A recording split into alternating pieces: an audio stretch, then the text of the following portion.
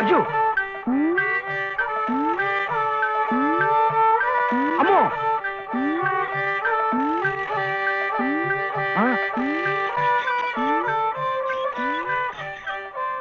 ఎరా ఇప్పుడు దాకా పడుకునుంది. ఎవరు మెత్తయా చిట్టా మరెవరు? ఎద్దు. ఎద్దా? ఎద్దు ఇప్పుడు దాకా నిద్రపోయింది, ఇప్పుడే లేచి తిరుగుతోంది పాపం. ఇట్ట అరుస్తే మళ్ళీ పడుకుంటుంది, ఇంకా నూనె ఉండదు గీనె ఉండదు. ఇంకా ఉషేమిట్రా? నీ కాళ్ళు చేతులు విరిచి గానుగలు వేసి చెప్ప. ఆగో ఆగో ఆగో.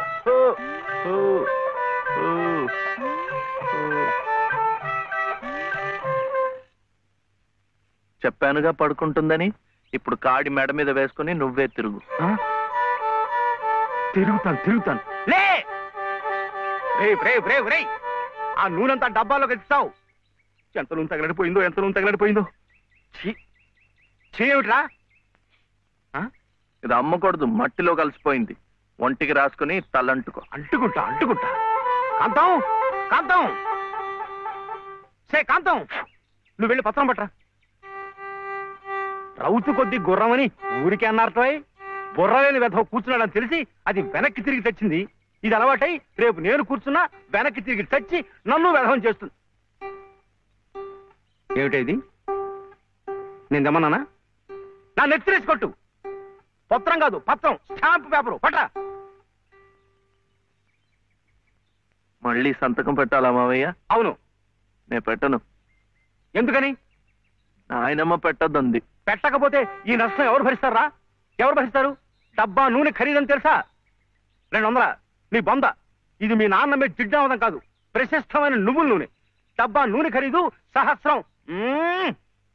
1000 రూపాయలు. 3 డబ్బాలకి 3000. ఇవో తీసుకో, పెట్టు.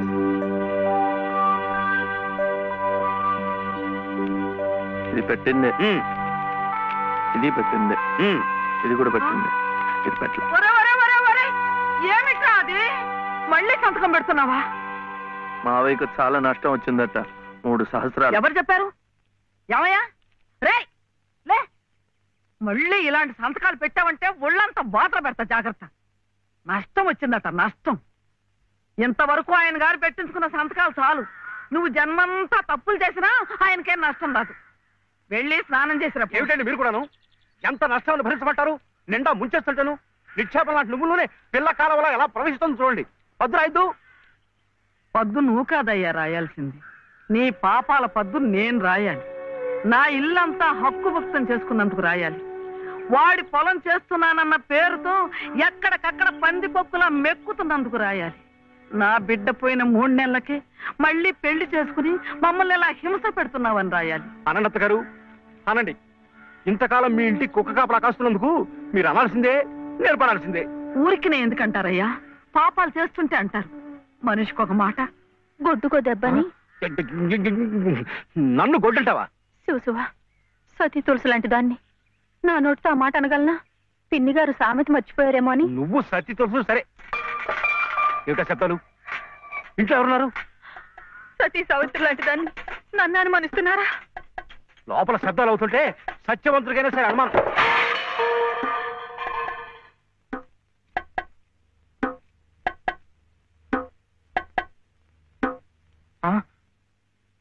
చూడు నాన్న, నీకు దిష్టి తగులుతుందని చాటుగా పలహారం పెడితే సీతమ్మ లాంటి దాన్ని నన్నే అనుమానిస్తున్నారు. రామచంద్రుడి కనుక అనుమానించానే, ఏం తప్ప? నువ్వు రామచంద్రుడు కాదయ్యా, రావణాచంద్రుడు. ఆ విషయం తెలియకే బంగారం లాంటి నా కూతురు గొంతు కోసేసినాను. అవకాశం దొరికింది కదా అని నా ఇంట్లో తిష్ట వేసి మేసేస్తూ మీరే నా గొంతు కోశారు. సిగ్గు లేకపోతే సరి. సిక్కు లేదని అమ్మ అన్నాడు. అవునన్నా, నేను ఇప్పుడే గోదాట్లో దూకుసేస్తా. నీతో పాటే నేను చచ్చిపోతానన్నా. రా తల్లి. అగో, ఇదే ఈతల పోటీలు అనుకున్నారంటే ఒకళ్ళ వెనకాల ఒకళ్ళు దూకడానికి చావడానికి. మీరెవరు చావక్కర్లేదు, మీరు ఇక్కడే బతికి చావండి, నన్ను చంపండి. పట్టు సీర తెస్తానని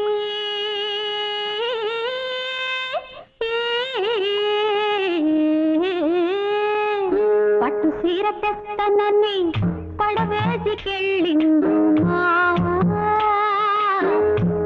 చీర తెస్తనని పడవేసికెళ్ళిండు మావా గట్టు తీరేదాకా అటగే ఉండు పట్టపగలల్లే ఓ సందమావా పట్టపగలల్లే ఓ సందమావా సుబ్బులు!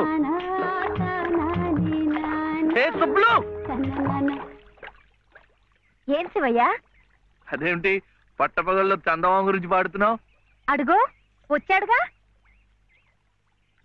ఎక్కడా? ఏడి? నువ్వే ఏ కాదా? గుండ్రటి మొహం, చక్రాల్లాంటి కళ్ళు, ఎన్నెలల్లే నవ్వు. అయితే పాడుకో. ఏ శివయ్య కాస్త ఇటొచ్చి ఈ ప్రద్దెళ్ళు అందడం లేదు. వీపు అందకుండా ఎందుకు పెట్టుకున్నావు? మీ ఆడాళ్ళతో ఎప్పుడు ఇదే గొడవ. తాలిబొట్టు తెస్తానని తాళరేవుకెళ్ళిండు మావా తాలిబొట్టు తెస్తానని తాళరేవుకెళ్ళిండు మావా ఆలినయ్యేదాకా వెళ్ళిపోమాక ఎన్నెలమ్మ తోడు సందమా ఎన్నెల్లమ్మ తోడు సందమావా ఎన్నెల్లమ్మ. అబ్బా ఏమైంది? అవును, వెంకటస్వామి తాళ్ళిబొట్టు తీసుకురాగానే నీకు పెళ్లి అయిపోతుంది అన్నమాట. ఎట్టా అవుద్దయ్యా, నాకంటే పెద్దాడివి, నీకే కాంది. నన్ను చేసుకోనందిగా, ఇంకెట్ట అవుతుంది? ఎవరంది? మా మావయ్య కూతురు చిట్టి. బంగారు కొండవి, నిన్న అంది. ఎందుకంది?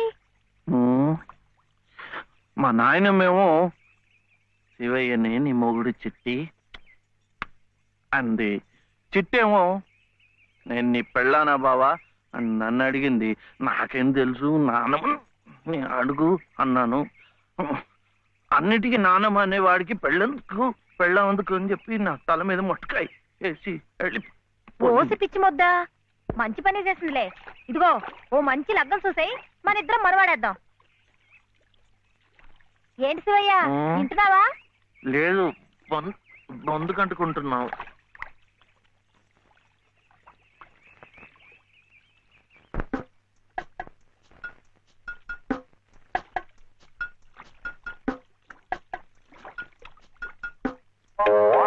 ఏం శివయ్య పెళ్ళనగానే చేతికేదో కరెంట్ వచ్చినట్టుగా ఉంది. అంటే కర్మ, మను అయితే మన ప్రేమ పట్టపగ్గాలు ఉండవు. ఊరి సచ్చినోడా నువ్వా? ఎల్లెలా ఏటే సుబ్బులు, చెయ్యి మారగానే సాకు తగిలిందటే చుట్టుకున్నట్టుకున్నావు. పట్టేవాళ్ళ బుద్ధేంటో ఆ చెయ్యి వాటంలోనే తెలిసిపోద్ది. అమ్మో!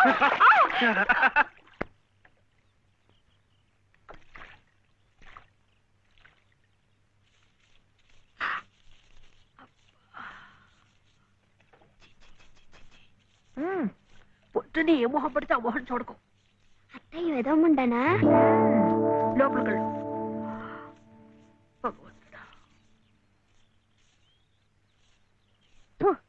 పొద్దున్నే నీకెందుకులే మా పళ్ళు, అవి అక్కడ పడేసి లోపలికి వెళ్ళు. పర్వాలేదులే వదినా, ఇందులో తప్పే ఉంది. తప్పే ఉంది అని నిలదీసి అడిగితే నేనేం చెప్పను? నిన్న పొద్దున్నే నీ మొహం చూశాక ఆ పక్కింటి ఆయన కాలు జారిపడ్డాయట. వాళ్ళ ఆవిడ ఒకటే తిట్టిపోసింది. పొద్దున్నే లేచి ఎవరైనా కాస్త మంచి మొహం చూడాలనుకుంటారు పాపం. ఏమే నీళ్ళు, నువ్వు వెళ్ళి కాస్త కాఫీ పని చూడమ్మా. వెళ్ళు.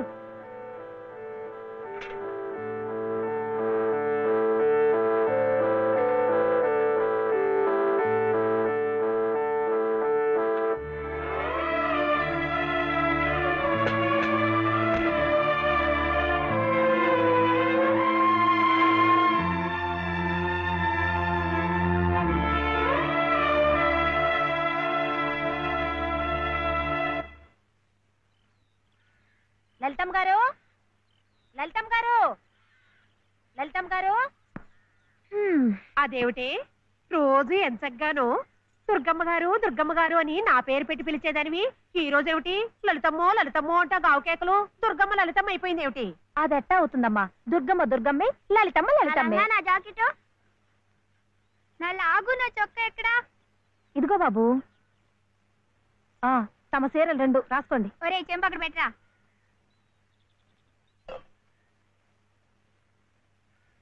రా బాబు, ఇదిగో మీ అమ్మగారివి 6 చీరలు. మరి జాకెట్లు ఇదిగో ఉన్నాయి. ఇవి నీ చట్లు నిక్కర్లు. జాగ్రత్తగా పట్టుకెళ్ళు. అమ్మో అమ్మో అమ్మో, ఇన్ని బట్టలే? మొగుడుతో కాపురం చేసే నేనే ఒంటి మీద బట్ట రాటి మీద బట్టతో అఘోరిస్తున్నాను. మొగుడు లేని ఇవిడి గారికి అమ్మా రేవుకు 6 చీరలే. ఇట ఈ స్త్రీలకి ముస్త్రీలకి ఆయన గారి సంపాదన అంతా తగలేస్తే నేను నా బిడ్డలు అడుక్కు తినాల్సిందే. చిచ్చి మీ బట్టలే అనుకున్నాను. నీ మనసు కూడా నీరకాయ పట్టి మురికెత్తిపోయింది. ఒక్కసారి మీ ఆయన గారు ఉడకేసి ఇస్త్రీ చేస్తే నా స్వామి రంగా. ఏమిటే గొడుగుతున్నావు?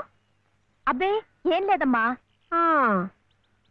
అయినా మీరు కూడా ఏందమ్మా, దేవుడు ఏదో చిన్న చూపు చూడబట్టి ఆవిడ మీ ఇంటికి వచ్చింది గాని నిన్నటిదాకా ఆవిడ లక్షణంగా బ్రతికిన మనిషేగా. అంటావు అంటావు, మధ్యలో నీ సమయం పోయింది. బట్టలు ఎక్కువేస్తే డబ్బు బాగా గుంజొచ్చని నీ ఆలోచన. ఆవిడ గారి బట్టలకి మీరేం డబ్బు ఇవ్వక్కర్లేదులేండి.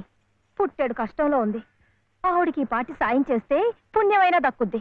ఆహా, అంత పుణ్యం కావాలంటే నీ కొంపకి తీసుకెళ్లి నెత్తిన పెట్టుకు పూజించు ఈ సంతని.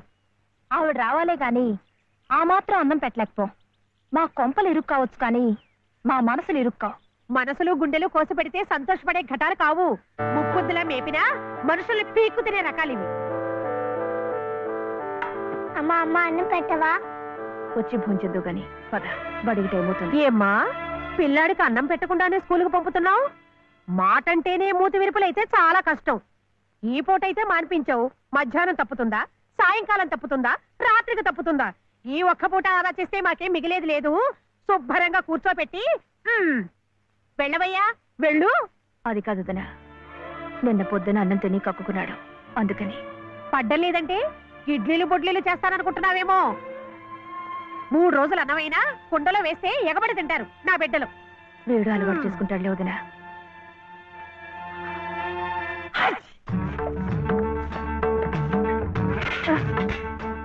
ఇక్కడ గొడిగే.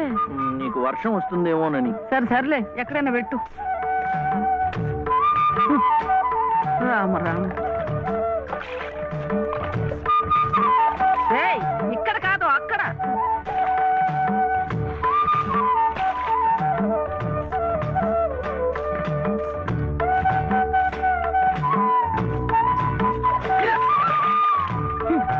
రామచంద్ర,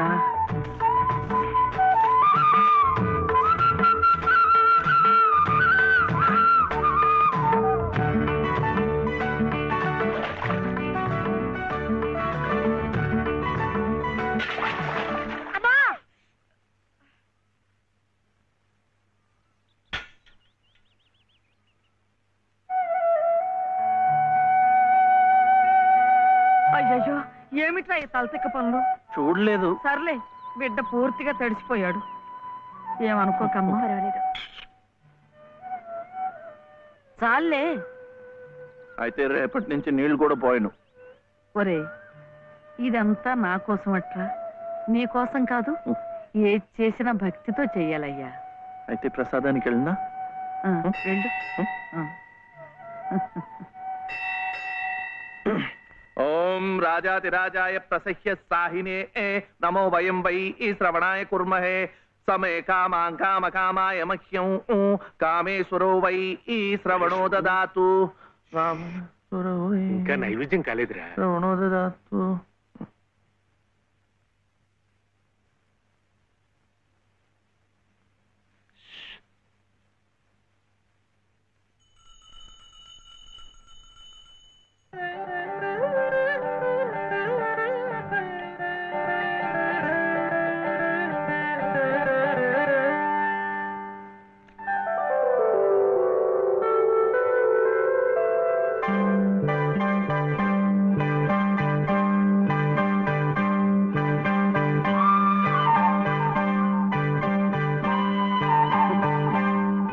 చూస్తున్నానులేండి, మీరు తినకుండా అంతా బాబుకే తినిపిస్తున్నారు. తీసుకోండి. నాకు లేదనా? నేను మళ్ళా అడిగితే ఇస్తారు. ఈ గుడి మాకు బాగా తెలుసు. నేను మా నానమ్మ రోజు వచ్చి ఇదంతా కడిగి ముగ్గులేస్తాంగా. తీసుకోండి, తీసుకోండి. తీసుకోమ్మా. అసలు దేవుడు గర్భగుడిలో ఉంటే వీడు ఊరేగింపుకు వెళ్లే ఉత్సవ విగ్రహం లాంటి వాడు. పుణ్యమే. రాజమ్మ, ఆ, ఆ అమ్మాయి ఎవరో తెలుసుగా? మన చలపతి చెల్లెలు లలిత. అలాగా, నేను గుర్తుపట్టలేదు.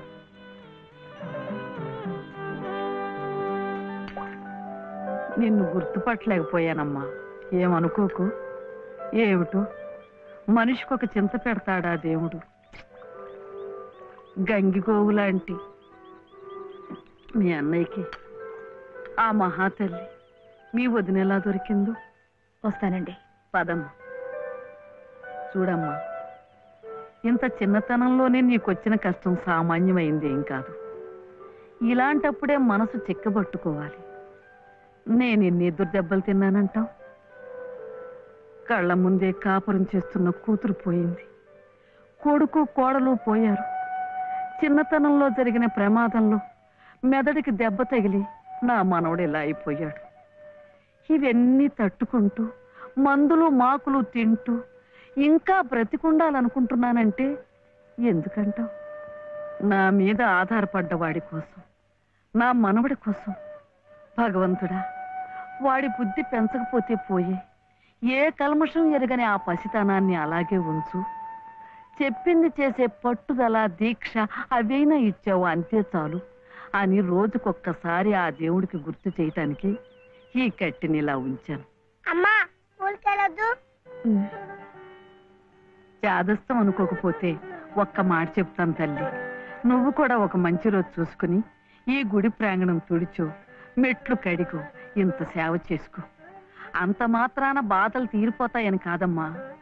ఆ భగవంతుడి అనుగ్రహం ఉంటే ఈ కష్టాల సముద్రంలో పడి కొట్టుకుపోకుండా కనీసం మోకాటి లోతునైనా సాగిపోగలమని. ఆ లలితమ్మ ప్రసాదాలు పెట్టి పిల్లాడిని స్కూలుకు పంపుతోందంటే ఆ వదిలి గారు ఎంత అమానుషంగా ప్రవర్తిస్తుందో ఆలోచించు. అగో, నీ ఇష్టం వచ్చినప్పుడు అలా రావడానికి పోవడానికి ఇదేమన్నా ఇదనుకున్నావా?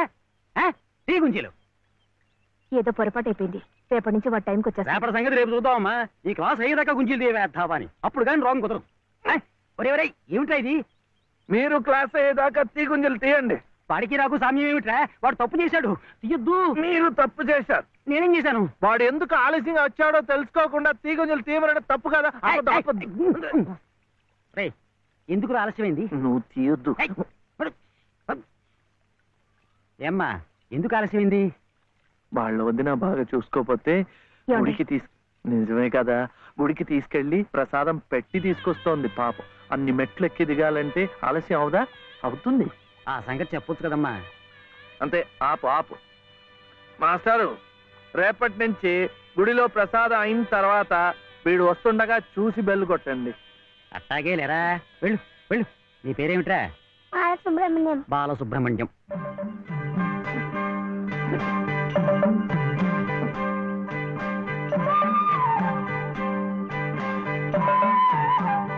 తెలుసుందిలేండి, మీ పేరు లలిత, నా పేరు చెప్పున వీర వెంకట సత్య శివసుందర రామయ్య. మీ పేరులో 3 అక్షరాలే, లలిత. నా పేరులో 3 ఉన్నారు. వీర వెంకట సత్య అన్నవరం స్వామి, శివ నేను, సుందరరామయ్య మా తాతయ్య. మరి మీ పేరులో ఎవరున్నారు? ప్రస్తుతానికి నేను, మా బాబే.